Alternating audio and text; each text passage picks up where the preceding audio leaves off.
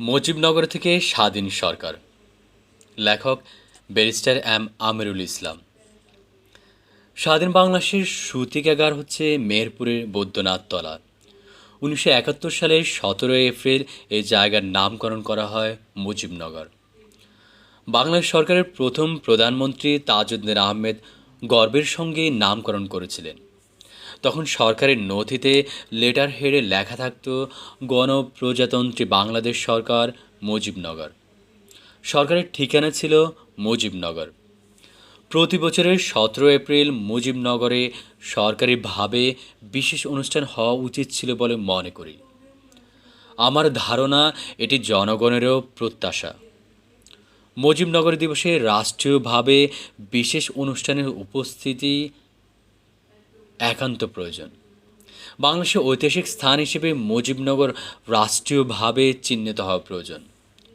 নতুন প্রজন্ম যাতে মুক্তিযুদ্ধের ইতিহাস সম্পর্কে জানতে পারে, সচেতন হতে পারে এবং গর্ববোধ করতে পারে, সেজন্য প্রতি বছরের 17 এপ্রিল সেখানে জাতীয়ভাবে উৎসবসহ নানা উপযুক্ত অনুষ্ঠান রাষ্ট্রীয়ভাবে করা প্রয়োজন। মুজিবনগর শুধু ঐতিহাসিক স্থানই নয়, আমাদের মুক্তিযুদ্ধ এবং রাষ্ট্র গঠনের ভূমিও। যুদ্ধ করে বিজয় হওয়া প্রতিটি দেশের এমন একটা জায়গা থাকে যেটি মানুষের আবেগের সঙ্গে যুক্ত। যেমন আমেরিকার ফিলাডেলফিয়া গুরুত্বপূর্ণ ঐতিহাসিক স্থান হিসেবে চিহ্নিত, ঠিক সেভাবে মুজিবনগরে উপযুক্ত স্থাপনা তৈরি করা এবং বড় উৎসবের জায়গা হতে পারে। মুজিবনগর জাদুঘর আরও সমৃদ্ধ করা প্রয়োজন। মুক্তিযুদ্ধকালীন পুরনো অস্ত্র সংগ্রহ করে সংরক্ষণ সহ মুক্তিযুদ্ধ নিয়ে অনেক ধরনের পেন্টিংও থাকতে পারে সেখানে। ঐতিহাসিক ও স্মরণীয় সব ঘটনাকে জাদুঘরে তুলে ধরার ব্যবস্থা রাখা দরকার, যাতে এটি স্বাধীনতার জাদুঘর হিসেবে পূর্ণতা পায়। ঐতিহ্য ঐতিহাসিক নিদর্শন বিবেচনায় এটি হোক আন্তর্জাতিক মানের জাদুঘর, যাতে এখানে এসে মানুষ বুঝতে পারে মুজিবনগর হলো বাংলাদেশের উৎপত্তিস্থল। মুজিবনগর থেকে স্বাধীন বাংলাদেশ সরকারের কথা তথা কার্যত সারা বিশ্ব আনুষ্ঠানিকভাবে জানল। বঙ্গবন্ধু শেখ মুজিবুর রহমানের নেতৃত্বে গঠিত হয়েছিল মুজিবনগর সরকার। 1971 সালের 17 এপ্রিল ছিল স্বাধীনতা যুদ্ধে নেতৃত্ব দানকারী মন্ত্রিসভার শপথ গ্রহণের দিন। ভোরের দিকে Syed Nazrul Islam, Tajuddin Ahmed, M Mansur Ali, H M Kamruzzaman, Khandakar Mostaq Ahmed ও ওসমানী গাড়িতে কলকাতা থেকে মেহেরপুরের উদ্দেশ্যে রওনা হন।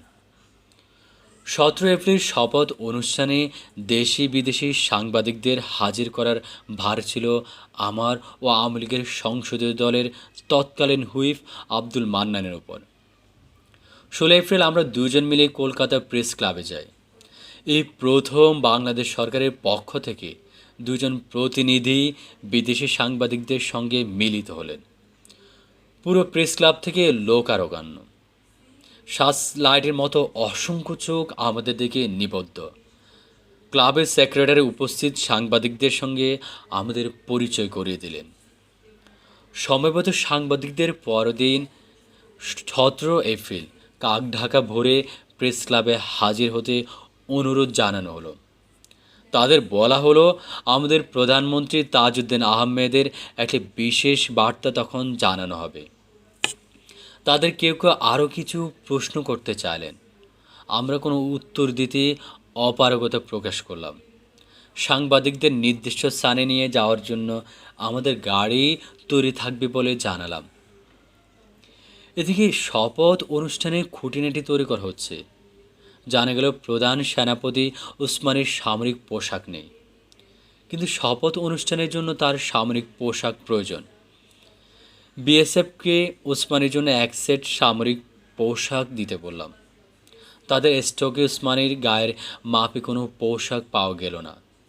সেই 16 এপ্রিল কাপড় কিনে দর্জি ডেকে তার জন্য পোশাক তৈরি করা হলো।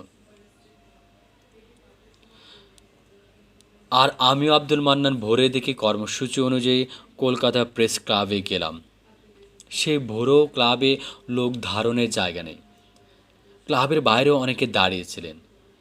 আমি সাংবাদিকদের লক্ষ্য করে বিনীতভাবে বললাম, আমি বাংলাদেশ সরকারের প্রধানমন্ত্রীর কাছ থেকে আপনাদের জন্য একটা বার্তা নিয়ে এসেছি।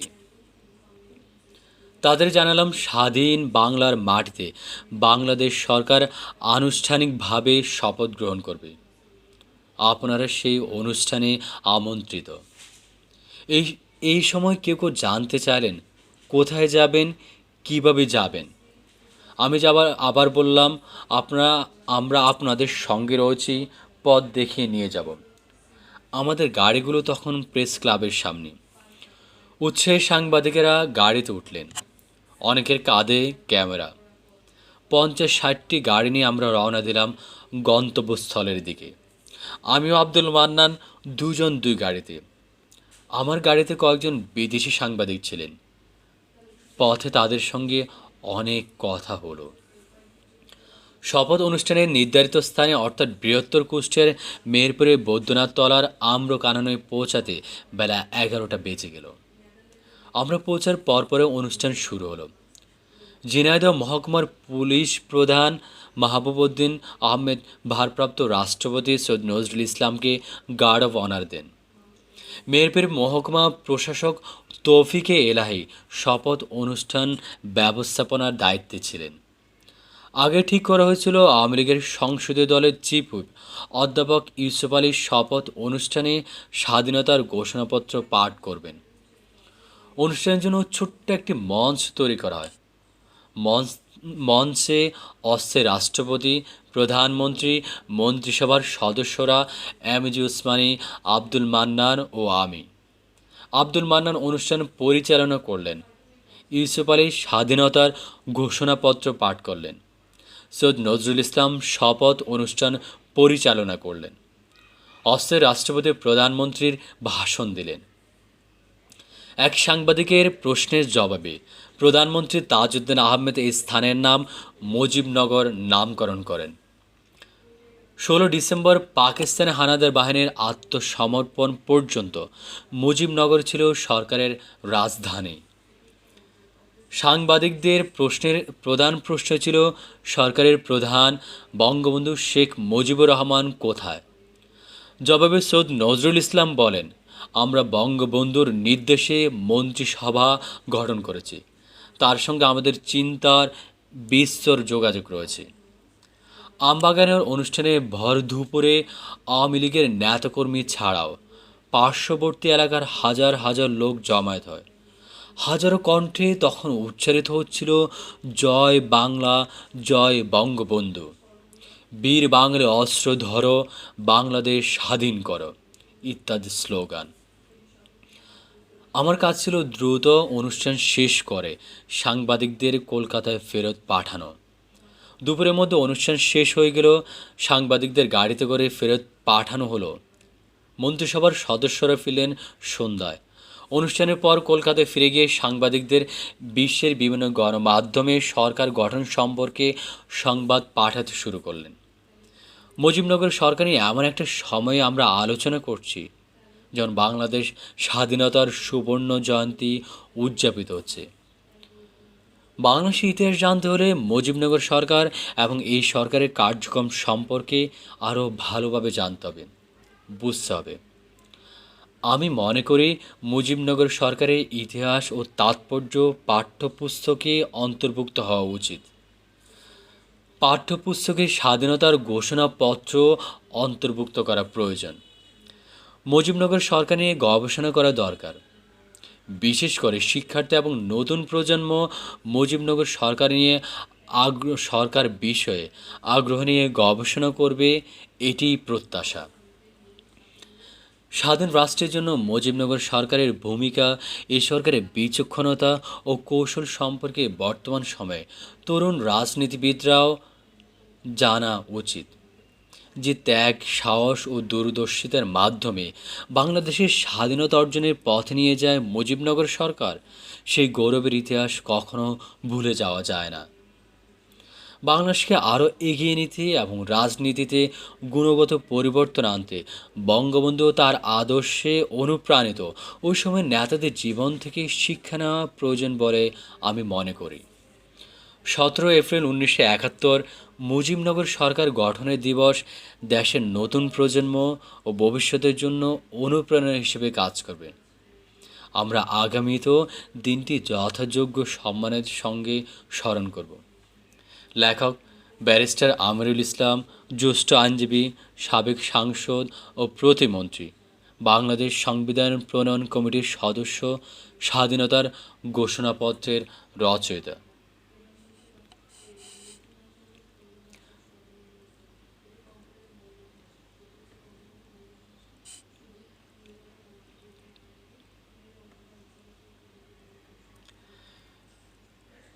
ইংরেজি অনুবাদ।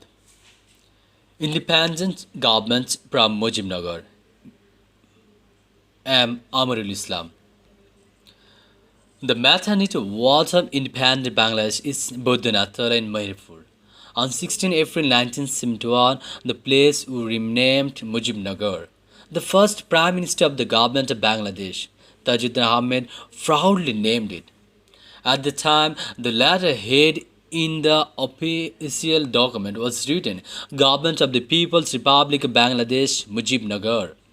The address of the government was Mujibnagar. I think there should be special official functions on 17 April every year in Mujibnagar. In my opinion, this is also the expectations of the people. The absence of special state functions on Mujibnagar Day bothers me. Mujibnagar needs to be identified as a historical place of Bangladesh. In order for the new generation to know we are and be proud of the history of the Liberation War, it is necessary to hold various appropriate ceremonies, including national festivals on April 17 every year. Mujibnagar is not only a historical place, but also the land of our liberation war and state formation. Every country that wins a war has a place that is associated with human emotion. For example, Philadelphia in the United States is marked as an important historical place. In the same way, Mujibnagar can be a suitable setting and a place for big festivals. The Mujibnagar Museum needs to be further enriched. There may be many types of paintings about the Liberation War, including collecting and preserving old weapons during the Liberation War. Arrangements need to be made for the museum to display all historical and memorable events so that it can be fulfilled as a museum of freedom. Considering the heritage and historical moments, it should be a museum of international standard so that people can come here understand that Mujibnagar is the origin of Bangladesh. The whole world officially came to know about the independent Bangladesh government from Mujibnagar. The Mujibnagar government was formed under the leadership of Bangabandhu Sheikh Mujibur Rahman. April 16, 1971 was the day of swearing in of the cabinet leading the War of Independence.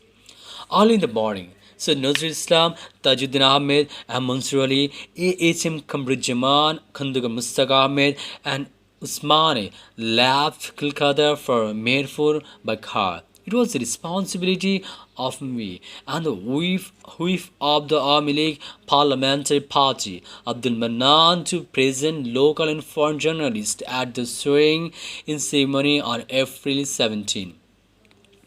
On April 17, the two of us went to the Calcutta Press Club. This is the first time that two representatives from the Bangladesh government have met with foreign journalists. The whole press club is crowded. Numerous eyes are fixed on us like searchlights. The secretary of the club introduced us to the journalists present. The assembled journalists are requested to appear at the Calcutta Press Club on the morning of 17 April. They are told that a special message from our Prime Minister Tajuddin Ahmed would then be conveyed. Some of them wanted to ask some more questions. We expressed inability to give any answer. informed that a car could ready to take the journalist to the specific place. Meanwhile, the details of the swearing-in ceremony are being preferred. It was learned that General Usmani did not have military uniform, but he needs military attire for the swearing-in ceremony. Asked the VSF to give a set of military uniforms for Usmani. No clothes the size of Usmani's body are found in their stock. That night, April 17, he bought clothes and called the tailor to make clothes for him. And Abdul Mannan and I entered the Kolkata press clubs in the morning as scheduled. There's no place for people in the club even that morning. Meanwhile, also standing outside the club, I addressed the journalist and politely said, I have brought a message for you from the Prime Minister of the government of Bangladesh. I informed them that the government of Bangladesh would be officially sworn in on the soil of independent Bengal. You are invited to that event. At this time, some people wanted to know how to go, how to go. I said again, we are with you. I'll show you the way. Our cars are then in front of the press club. Enthusiastic journalists got into the car, cameras on the shoulders of many, who left with 50 to 60 cars towards their destinations. Abdul Mannan and I were in two cars. There was some foreign journalist in my car. I talked to them a lot on the way. It was 11 o'clock in the afternoon to reach the appointed place of the swearing in ceremony. That is Amr Khanan at Buddhanath Tala in Mirpur, Greater Kustia. The ceremony started as soon as we arrived. Jinaida Sub-Division Police Chief Mahabubuddin Ahmed gave a guard of honor to acting President Syed Nazrul Islam. Mirpur Sub-Divisional Administrator Tawfiq Elahi was in charge of managing swearing-in ceremony. Although it was decided that Chief Whip of the Awami League Parliamentary Party, Professor Yusuf Ali, would read out the Declaration of Independence at the swearing-in ceremony. A small stage was made for the ceremony. Acting President, Prime Minister, Cabinet members, Amij Isfani and Abdul Mannan and I were on the stage. Abdul Mannan conducted the program. Yusuf Ali read out the Declaration of Independence. So Nazrul Islam administered the oath. The acting president and the Prime Minister delivered speeches. In response to journalist questions, Prime Minister Tajuddin Ahmed named the place Mujibnagar. Mujibnagar was the capital of the government until the surrender of the Pakistani aggressors on 16 December. The main questions of the journalist was, where is the head of the government, Bangabandhu Sheikh Mujibur Rahman? In reply, Said Nazrul Islam said, we have formed the cabinet on the instructions of Bangabandhu. We have communications with him extensively. Apart from Awami League leaders and activists, thousands of people from the surrounding area gathered at Vardupur for the Ambagan ceremony. Thousands of voices are chanting slogans like Joy Bangla, Joy Bangabandhu. Hold the arms of brave Bengalis, make Bangladesh independent. My job was to finish the program quickly and send the journalists back to Kolkata. The ceremony ended at noon. The journalists were sent back in their cars. The cabinet members returned in the evening. After the ceremony, the journalists returned to Kolkata and started covering the formations of the government in various media outlets around the world. We were discussing the Mujibnagar government at a time when the Golden Jubilee of Bangladesh independence is being celebrated. If we want to know the history of Bangladesh, we have to know better about Mujibnagar government and its activities. I think the history and significance of Mujibnagar government should be included in the textbook. Textbooks also need to be include the Declaration of Independence. Research needs to be done on Mujibnagar government. Students and the new generations in particular will start the Mujibnagar government with interest. This is the expectation. Today's young politicians also need to know about the role of Mujibnagar government for an independent state. The prudence and strategy of this government. The history of glory that Mujibnagar government led Bangladesh on the path to independence through sacrifice, courage, foresight will never be forgotten. I think it is necessary to learn from the life of Bangabandhu, the leaders of the time who had inspired by his ideology to take Bangladesh further and bring qualitative change in politics. April 17, 1971, the day Mujibnagar government was formed, will serve as an inspiration for the new generations and further of the government.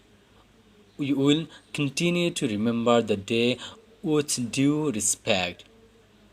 Writer Mr. Amirul Islam, senior lawyer, former member of parliament and state minister, member of the Constitution Drafting Committee of Bangladesh, author of the Declaration of Independence.